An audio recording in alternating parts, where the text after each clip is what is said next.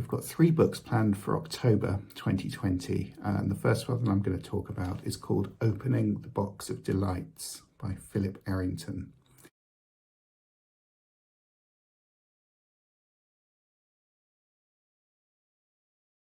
Now, those of you of a similar age to me, give or take a few years, may share fond memories of a children's BBC TV serial, an adaptation of John Masefield's The Box of Delights, which was back in 1984.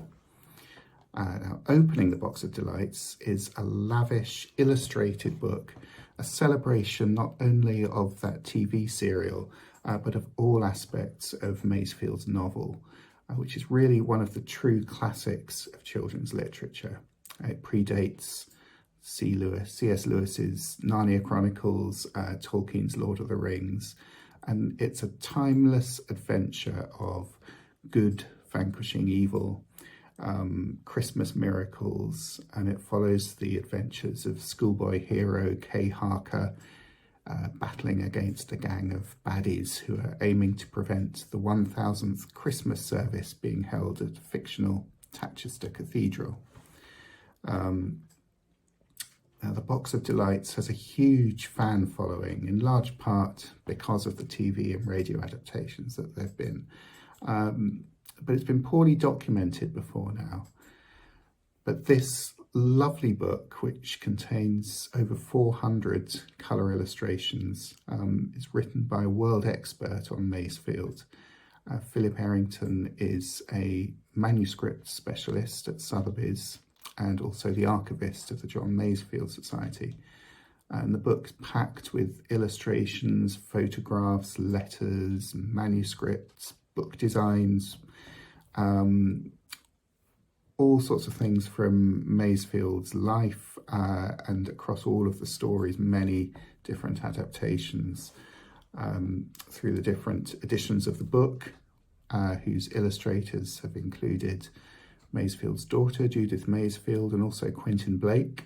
And we have some special illustrations submitted by him. And the story's adaptations on television, radio, and stage. So it's a hardback book with a dust jacket. It's a lovely Christmas gift, and it'll be published in October with a recommended retail price of £20.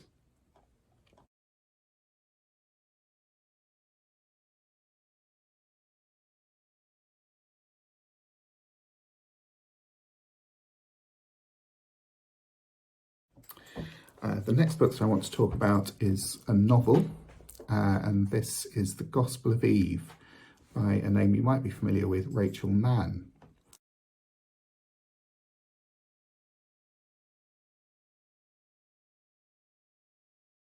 Now, this is Rachel's first novel. You'll know her as an Anglican priest and author of the best-selling Lent course that we published a year or so ago, From Now On, which was based on The Greatest Showman, and a previous book, Fierce Imaginings, which was about the Great War.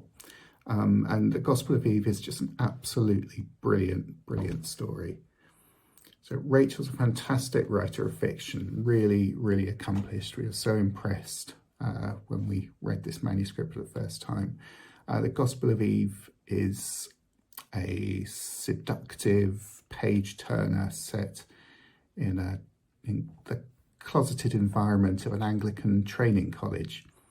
So a new ordinand begins at the college and gets involved with an elite group of fellow trainee priests and their distinguished tutor, all of whom have a particular interest in hidden texts, ancient manuscripts, and the practices of early Christian communities.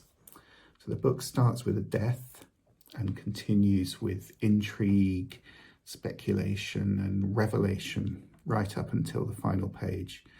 And those who have read it so far have variously said it calls to mind the writing of Donna Tartt, Susan Howatch, P.D. James, Iris Murdoch. And we've got a great set of endorsements already for this novel from Rowan Williams, Kate Botley, Mark Oakley from the Christian World, to Peter Stanford, Michael RDT, Phil Rickman, all from outside the church. And like Susan Howard and James Runcie, Rachel Mann is an author who we think can appeal to both Christian and general markets. So we've designed the book appropriately, and we'll release it first in hardback at £20, and then a paperback will follow at an appropriate time, presumably 2021. Now we've got a limited number of bound proof copies. I've just got one here, and we'll also be able to send a PDF copy of the text to any booksellers who would like to read the book in advance. The third book that I'd like to talk about is called Love at Work.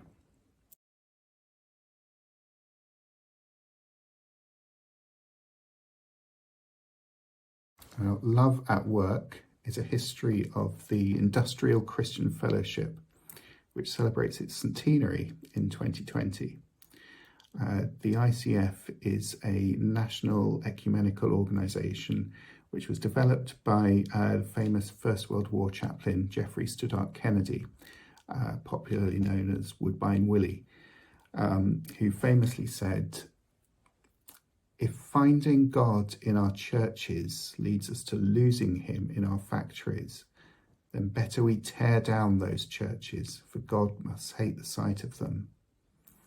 Stoddart Kennedy worked tirelessly for Christian values to be demonstrated in the workplace and for all workers to have the freedom to grow into the fully human beings God planned them to be.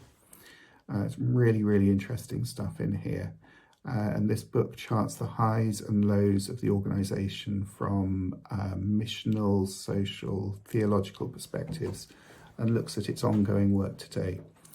The authors are all trained Baptist ministers who between them have tutored at Spurgeon's and Regent's Park College, and they include the current chair of the ICF, Phil Jump, and a former president of the Baptist Union, John Weaver. Love at Work has a foreword by Justin Welby, Archbishop of Canterbury, and will be published as a royal paperback at $14.99.